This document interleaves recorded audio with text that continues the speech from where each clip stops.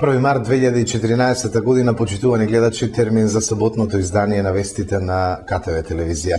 Предвремени парламентарни избори во Македонија ќе има, најави денеска премиерот на Република Македонија Никола Груевски. Тој ја прифати фрлената ракавица од ДУИ. За пратеници ќе се гласа на вториот круг од председателските избори.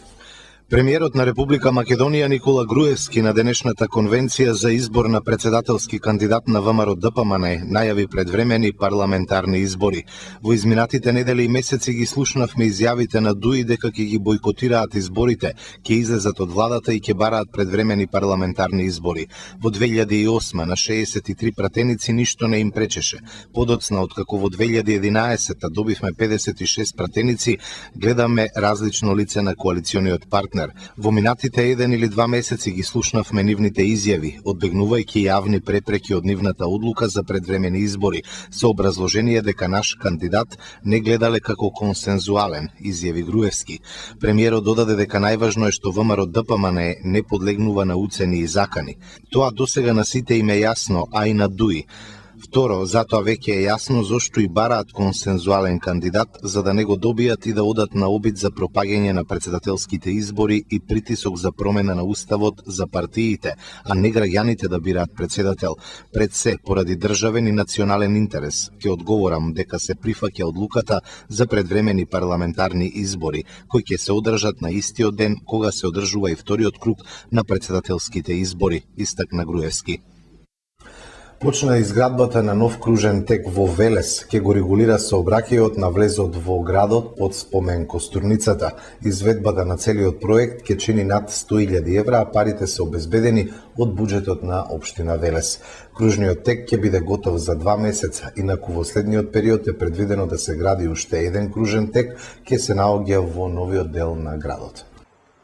Нов сообраќаен режим се воведува на влезот во Велес под спомен Костурницата. Движењето на возилата ќе се регулира со кружен тек. Денеска почна неговата изградба. Новото сообраќаено решение ќе чини 100.000 евра, а парите ги обезбедува локалната самоуправа. Кружниот тек ќе биде готов за 2 месеца.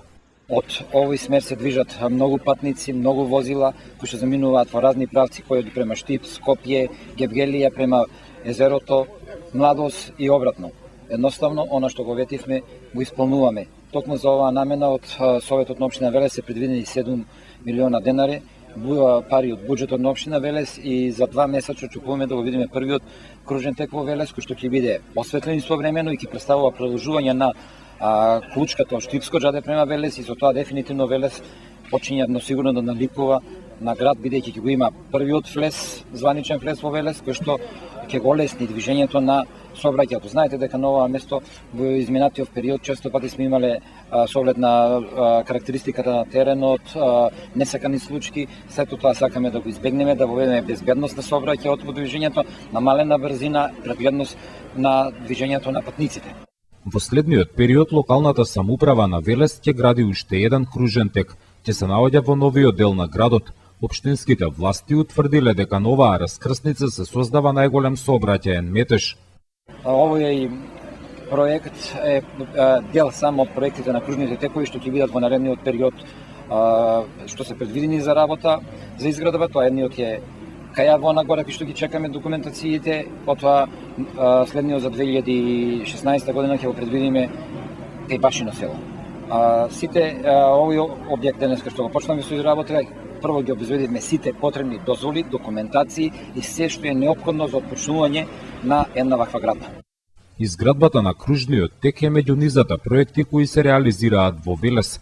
Деновиве во употреба е предаден пешачки надвозник, а почна и реконструкцијата на локалниот пат до селото Иванковци. Привршува изградбата и на системот за водоснабдување на објектите околу езерото Младост.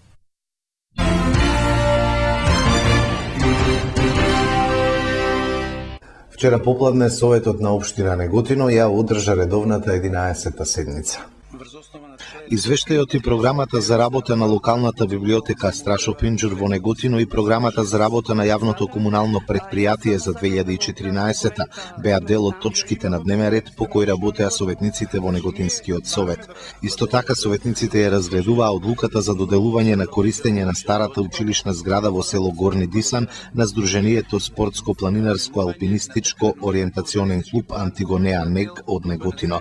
Се донесе решение за исплата на парична помош на семејство од Неготино, чиј дом настрада во пожар, одлука за субвенционирање на слепите лица од општина Неготино. Се донесоа и решенија за именување на членови во управните одбори на детската градинка Фемо Кулаков и во музејот на град Неготино, неколку урбанистички документи, измени и дополнување на програмата за комунални дејности и уредување на градежно земјиште на просторот на општина Неготино и одлука за ребаланс на буџетот. Снимката од седницата ќе можете да ја следите утре на нашата програма со почеток од 10 часот и 30 минути. Вчера Советот на Росоман ја одржа редовната 14-та седница, а беше усвоен кварталниот извештај и програмата за работа на Советот. Советот на општина Росоман вчера ја одржа 14-та редовна седница. На дневен ред се најде предлог извештајот на Комисијата за финансии и буџет и предлог програмата за работа на Советот за 2014, но по предлог на градоначалникот Стојан Джалазов едногласно беше прифатена и ставена на дневен ред како трета точка и одлуката за сопствено учество во изградба на пат Манастирец Трстеник.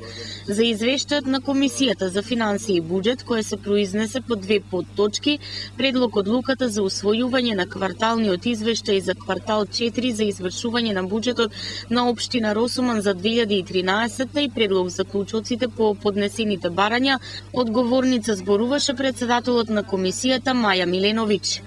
По нејзиното излагање на говорница застана и Атана Стојанов, кој критикуваше дека потрошена е поголема сума од предвидената за набавка на нов автомобил за општината, со образложение дека сега една мала општина како што е Росоман има две возила, а со тоа ги зголемува и трошоците за истите.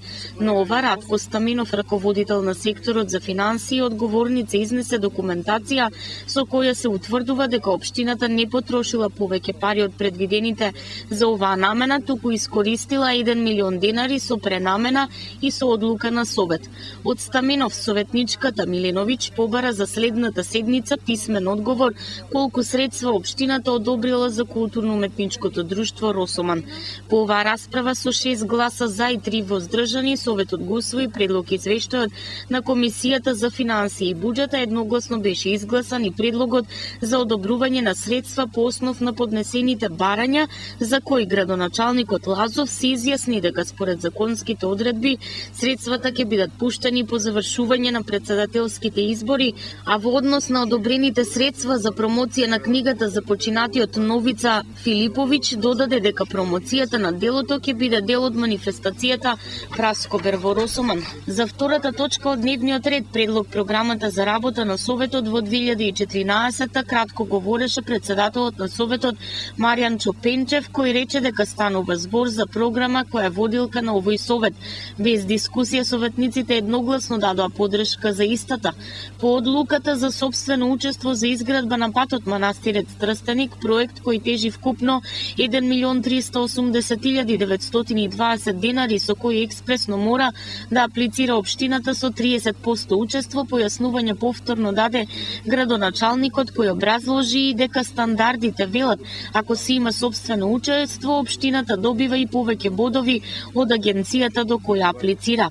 По оваа точка дискутираше советникот Атана Стојанов, според кој ако општината имала сила и пари да купи нов автомобил, би требало да се нафати и на учество во проектот со 50%. По не знам кој пат потенциране новиот автомобил и предизвикан сум да зборувам за работи за кои не сакав, рече по излагањето на Стојанов градоначалникот Стојан Челазов. Стариот автомобил кој толку многу го зборувате, кога јас седнав на чело на општината, беше целосно исплатен бидејќи поранешниот градоначалник од редовите на твојата партија го зеде на лизинг и не сообразили да го исплатиме, одговори на Стојанов градоначалникот Лазов.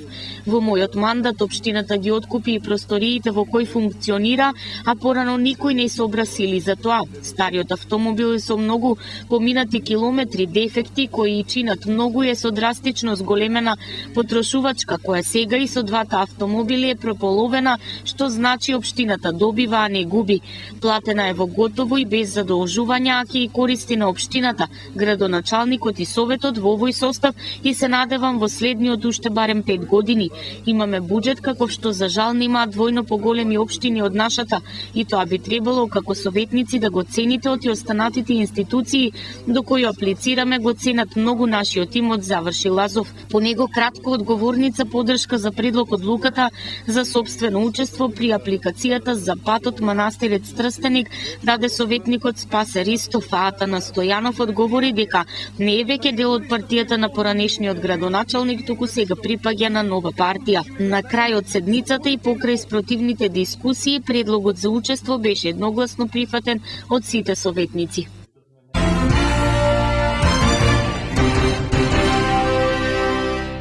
И во Кавадарци ќе биде отворена специјализирана типска продавница за вино. 10 продавници за вино ќе бидат отворени во централните подрачја во 9 градови, 2 продавници во Скопје, по една во Кавадарци, Прилеп, Битола, Крушево, Охрид, Тип, Берово и Струмица. Ова е со цел што поголема подршка за винскиот сектор во Македонија и на 81 винарија, поголема промоција на македонските вина, зголемување на туристичката понуда и отворање нови работни места. Владата спроведува проект за отворање на унифицирани специјализирани типски продавници за вино. Владината подршка се однесува на финансирањето на голем дел од трошоците кои потенцијалните компании кои ќе влезат во овој бизнис ќе ги направат со цел да ја уредат самата продавница, да закупат простори и да вработат луѓе, рече владиниот портпарол Александар Ѓорѓиев. Тој информира дека веќе е во тек јавен повик распишан од страна на Агенцијата за финансиска подршка на земјоделството и руралниот развој, кој ќе трае до 30 април. Ги повика сите заинтересирани да аплицираат. Ѓорѓиев појасни дека владата ќе покрива значителен дел од трошоците, 50% од трошоците за внатрешното опремување на продавницата, со исклучок на инвестициите за помошни и санитарни простории, но не повеќе од 1 милион денари по продавница. Владата ќе покрие 50% од трошоците за закуп за просторот во кој ќе функционира продавницата, и тоа во период од 5 години, но не повеќе од 30.000 денари месечно. Владата ќе обезбеди и плати за вработување на 2 лица во овие продавници, и тоа во период од 5 години. И тоа во висина од просечната плата по лице месечно, значи 2 просечни плати месечно по продавница. Сдруженијето на граѓани Винотек од Кавадарци синоќа ги додели наградите на најдобрите домашни производители на вина и раки, кои се дегустираа и оценуваа за празникот Свети Трифун. Причина за денешната вечерашната средба е празникот Свети Трифун. Заправо ова е продолжение на оно што го започнавме пред празникот Свети Трифун и после празникот. Како што знаете, Свети Трифун го прославивме на 14 февруари и некои активности кои ги спроведовме тогаш, сега ги завршуваме и ова е еден финиш на сета таа манифестација и обележување на празникот на лозарите. Тогаш беше оценување на вината и ракиите на нашите членовите на Сдруженијето Винотек, а вечерва ќе биде доделување на признанијата за најдобрите производители и оценети вина и раки. Не само што имаше добри вина и раки, туку јас сум сигурен дека некои од овие производители од Сдруженијето Винотек дека понатаму ќе се бават со вакво, ќе отпочнат вакво бизнис со производство на вино и раки. И тоа сум скоро сигурен, затоа што навистина имаше и кај вината и посебно пак и ракиите имаше неверојатно добар, со неверојатно добар квалитет, не баре го правеле врвни професионалци. Додуше за ракиите више традицијата е многу долга и голема и искусствата се големи во тиквешијата, посебно во Кавадарци.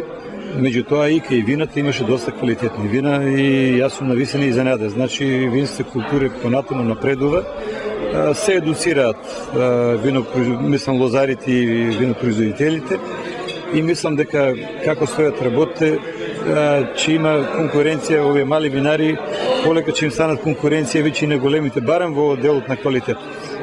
И познато е дека во светот сепак најквалитетни вина прават малите винари, а не многу големите винари што беа типични за социјализмот. Почнува неделата за борба против ракот. Агресивно ќе ја одбележува Каладаречкиот Црвен крст. Од 1 до 8 март се одбележува неделата за борба против ракот. Според податоците од Светската здравствена организација, ракот станува една од најразорните болести која во 21 век го зазема приматот од срцевите заболувања и ќе представува огромен проблем во јавната здравствена заштита.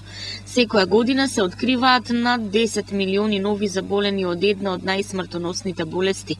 Во Македонија бројката на ново регистрирани болни од карцином изнесува над 800 годишно. Бројот на жените со дијагностициран карцином на дојката во Република Македонија пред 10 години изнесувал околу 100, а сега се регистрирани 700 нови случаи годишно. Според официјалните податоци, инциденцата на канцер на дојката во земјава е околу 61 случај на 100.000 жители годишно, додека морталитетот е околу 25 случаи на 100.000. Најмладата жена оперирана од рак на дојка во Република Македонија имала само 19 години. Според експертите, раното откривање на ракот на дојката е од клучно значење во борбата против болеста. Во секој извештај се споменува ракот на дојката, бидејќи засега оваа болест го зазема водечкото место на канцер. Борба против ракот и годинава организирано ќе води Каладаречкиот Црвен крст, ќе се едуцира населението на навремени прегледи и превенција, ќе се делат едукативни флаери, ќе се држат типизирани предавања низ училиштата, а организирани ќе бидат и трибини на оваа тема. Од Црвен крст велат дека борбата формално во оваа недела ќе трае само до 8, но оваа организација постојано во текот на цела година ќе организира активности со кои јасно ќе се става до знаење дека канцерот агресивно напаѓа и повеќе од важна е едукацијата, прегледите и навремената превенција.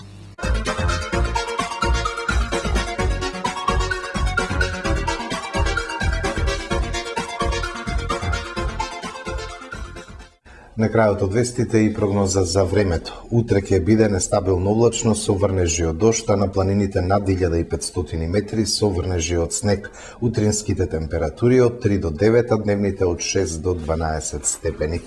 Толку во вестите, благодарам за вниманието, имајте пријатен празничен викенд со програмата на КТВ.